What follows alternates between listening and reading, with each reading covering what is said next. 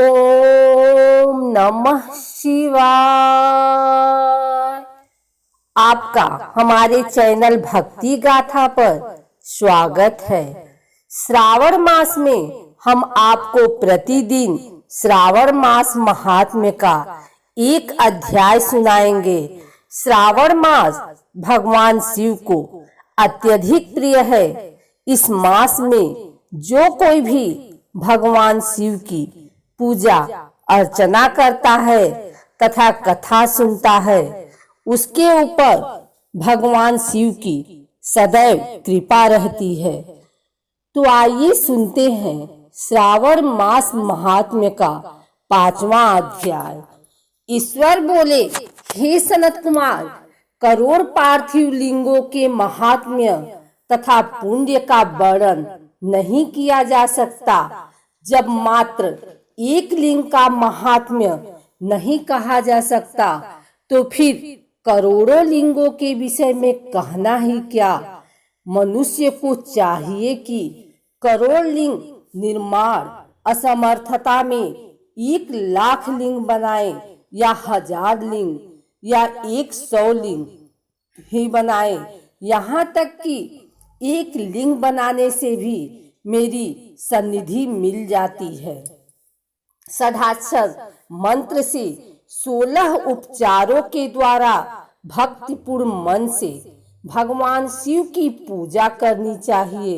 ग्रह यज्ञ के साथ उद्यापन करना चाहिए। उसके बाद होम करना चाहिए और ब्राह्मणों को भोजन कराना चाहिए।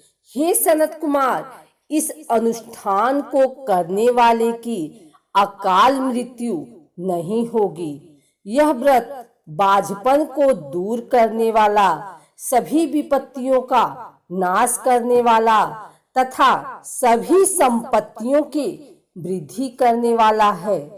मृत्यु के पश्चात वह मनुष्य कल्प पर्यंत मेरे समीप कैलाश वास करता है। जो मनुष्य श्रावण मास में पंचामृत से शिव जी का अभिषेक करता है, वह सदा पंचामृत का पान करने वाला, गोधन से संपन्न, अत्यंत मधुर भाषण करने वाला तथा त्रिपुर के शत्रु भगवान शिव को प्रिय होता है। जो इस मास में आनोदान व्रत करने वाला तथा हविष्यान ग्रहण करने वाला होता है, वह व्रीहि आदि सभी प्रकार के धान्यों का अक्षय निधि स्वरूप हो जाता है। पत्तल पर भोजन करने वाला श्रेष्ठ मनुष्य सुवर्ण पात्र में भोजन करने वाला तथा शाक को त्याग करने से शाक कर्ता हो जाता है। श्रावण मास में केवल भूमि पर सोने वाला कैलाश में निवास प्राप्त करता है। इस मास में एक भी दिन प्रातः स्नान करने से मनुष्य को 1 वर्ष स्नान करने का फल का भागी कहा गया है। इस मास में जितेंद्रिय होने से इंद्रिय बल प्राप्त होता है। इस मास में स्फटिक, पाषाण, मृत्तिका, मरकतमणि, पिष्ट, पृथ्वी, धातु, चंदन, नवनीत आदि से निर्मित अथवा अन्य किसी भी शिवलिंग में, साथ ही किसी स्वयं आविर्भूत न हुए लिंग में श्रेष्ठ पूजा करने वाला मनुष्य सैकड़ों ब्रह्म हत्या को भस्म कर डालता है।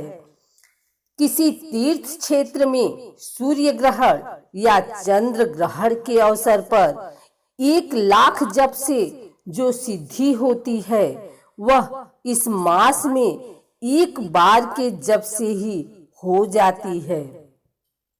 अन्य समय में जो 1000 नमस्कार और प्रदक्षिणाएं की जाती हैं, उनका जो फल होता है, वह इस मास में एक बार करने से ही प्राप्त हो जाता है। मुझको प्रिय इस श्रावण मास में वेद पारायण करने पर सभी वेद मंत्रों की पूर्ण रूप से सिद्धि हो जाती है। श्रद्धा युक्त होकर इस मास में 1000 बार पुरुष सूक्त का पाठ करना चाहिए अथवा कलयुग में उसका 4 पाठ करना चाहिए अथवा वर्ण संख्या का 100 पाठ करना चाहिए अथवा वह करने में असमर्थ हो तो आलस्यहीन होकर मात्र 100 पाठ करने चाहिए। ऐसा करने वाला मनुष्य ब्रह्म हत्या आदि पापों से मुक्त हो जाता है, इसमें कोई संदेह नहीं है। गुरु पत्नी के साथ संसर्गजन्य पाप के लिए यही महान प्रायश्चित है। इसके समान पुण्यप्रद, पवित्र तथा पाप नाशक कुछ भी नहीं है। पुरुष सूक्त के जप के बिना इस मास में एक भी दिन व्यतीत नहीं करना चाहिए। जो मनुष्य इस फल को अर्थवाद कहता है वह नरकगामी होता है। इस महीने में समिधा, चार, तिल और घृत से ग्रह यज्ञ होम करना चाहिए। शिव के रूपों का भली भांति ध्यान आदि करके धूप, गंध, पुष्प, नैवेद्य आदि से पूजन करना चाहिए और अपने सामर्थ्य के अनुसार कोटि होम, लक्ष होम अथवा 10 सहस्त्र होम करना चाहिए। 7 तिलों के द्वारा भी यह ग्रह यज्ञ नामक होम किया जाता है। हे सनत कुमार, इसके बाद अब मैं वारों के व्रतों का वर्णन करूंगा, आप सुनिए। हे अनंत, उनमें सर्वप्रथम मैं आपको रविवार का व्रत बताऊंगा। इस संबंध में लोग एक प्राचीन इतिहास को कहते हैं। प्रतिष्ठानपुर में सुकर्मा नामक एक द्विज था। वह दरिद्र, कृपण तथा भिक्षावृत्ति में लगा रहता था। एक बार वह धान्य मांगने के लिए घूमते घूमते नगर में गया। उसने किसी एक गृहस्थ के घर में मिलकर रविवार का उत्तम व्रत करती हुई स्त्रियों को देखा। तब उसे देखकर वे स्त्रियां परस्पर कहने लगी कि इस पूजा विधि को शीघ्रता पूर्वक छिपा लो। इस पर वह विप्र उन स्त्रियों से बोला, हे श्रेष्ठ स्त्रियों, आप लोग इस व्रत को क्यों छिपा रही हैं? समान चित्त वाले सज्जनों के लिए परमार्थ ही स्वार्थ है। मैं दरिद्र तथा दुखी हूँ। इस श्रेष्ठ व्रत को सुनकर मैं भी इसे करूँगा। अतः आप लोग इस व्रत का विधान व फल अवश्य बताएं।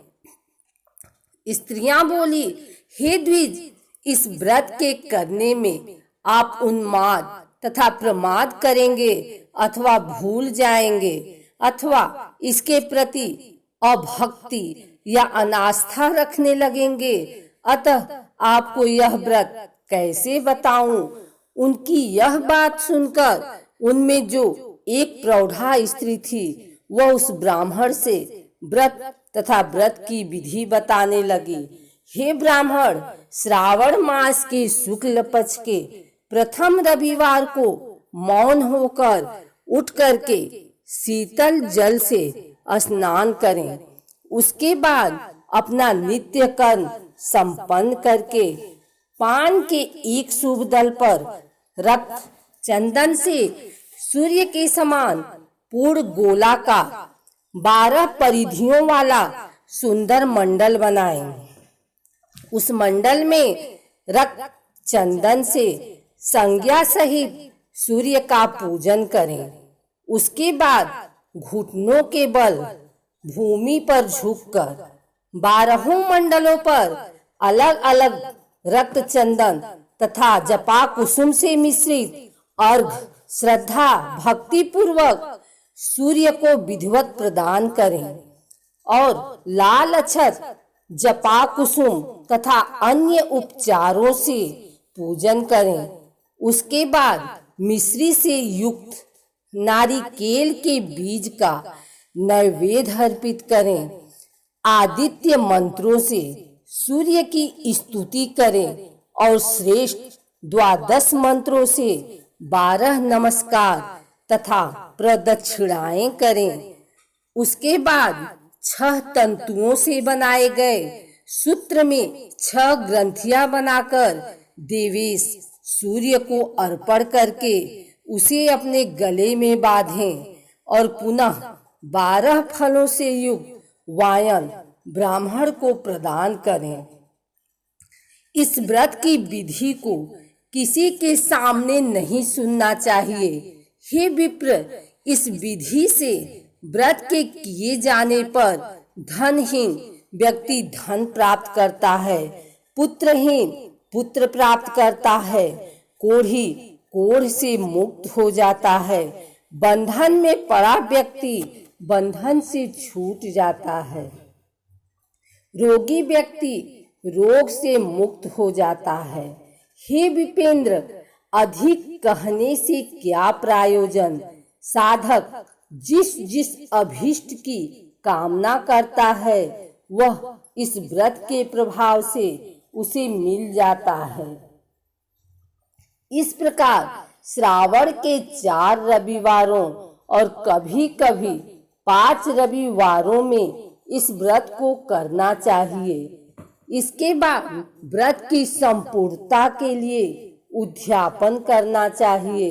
हे विपेंद्र, आप भी इसी प्रकार करें। इससे आपकी सभी कामनाओं की सिद्धि हो जाएगी। उसके बाद उन पतिव्रताओं को नमस्कार करके वह ब्राह्मण अपने घर आ गया। उसने जैसा सुना था उसी विधि से उस संपूर्ण व्रत को किया और अपनी दोनों पुत्रियों को भी वह विधि सुनाई। उस व्रत के सुनने मात्र से शिव जी के दर्शन से तथा उनके पूजन के प्रभाव से वे कन्याएं देवांगनाओं के सदृश हो गई। उसी समय से उस ब्राह्मण के घर में लक्ष्मी ने प्रवेश किया और वह अनेक उपायों तथा निमित्तों से धनवान हो गया। किसी दिन उस नगर के राजा ने ब्राह्मण के घर से होकर राजमार्ग से जाते समय खिड़की में खड़ी उन दोनों सुंदर तथा अनुपमेय कन्याओं को देख लिया। तीनों लोकों में कमल, चंद्रमा आदि जो भी सुंदर वस्तुएं हैं उन्हें वे दोनों कन्याएं अपने शरीर के अवयवों से तिरस्कृत कर रही हैं। उन्हें देखकर राजा मोहित हो गए और क्षण भर के लिए वहीं खड़े हो गए। ब्राह्मण को शीघ्र बुलाकर उन्होंने दोनों कन्याओं को मांग लिया। तब उस ब्राह्मण ने भी हर्षित होकर दोनों कन्याएं राजा को प्रदान कर दी। उस राजा को पति रूप में प्राप्त करके वे कन्याएं भी प्रसन्न हो गईं। वे स्वयं इस व्रत को करने लगी और पुत्र पौत्र आदि से संपन्न हो गईं। हे मुने, महान ऐश्वर्य देने वाले इस व्रत को मैंने आपसे कह दिया। हे विधि नंदन, जिस व्रत के श्रवण मात्र से मनुष्य सभी मनोरथों को प्राप्त कर लेता है, उसकी अनुष्ठान करने के फल का वर्णन कैसे किया जाए।